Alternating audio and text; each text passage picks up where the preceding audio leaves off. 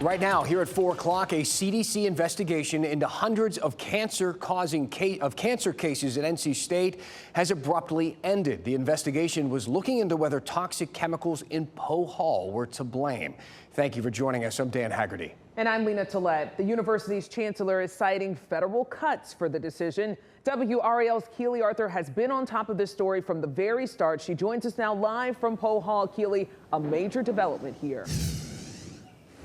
Oh, Lena and Dan, you know this is huge. So let's backtrack a little bit. In November of 2023, so about a year and a half ago, NC State shut down Poe Hall after discovering cancer-causing chemicals throughout the building. In the 16 months since, get this, 225 people who either worked or studied in this building say they developed cancer, and they really believe this CDC investigation was vital in determining whether this building had anything to do with their cancer diagnosis. And they are just devastated that this has come to an end.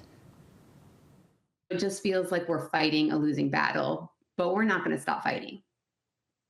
What do you mean by that? I mean, I'm going to be a squeaky wheel. This is not okay.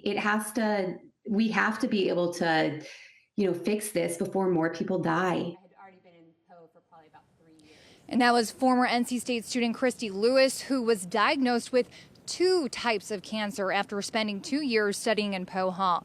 So what's next for Lewis and so many others? She and hundreds of students or workers who were diagnosed with cancer plan to take legal action against the university and the manufacturer of the chemicals, Monsanto. Now, there's no doubt that this CDC study would have been useful in the case, regardless of what was found. Coming up at 6 p.m., I'm going to speak to a deputy director of NIOSH, which is the group that was working within the CDC in this investigation. He called this update a disaster. Live in Raleigh, Keely Arthur, WRAL News. Okay.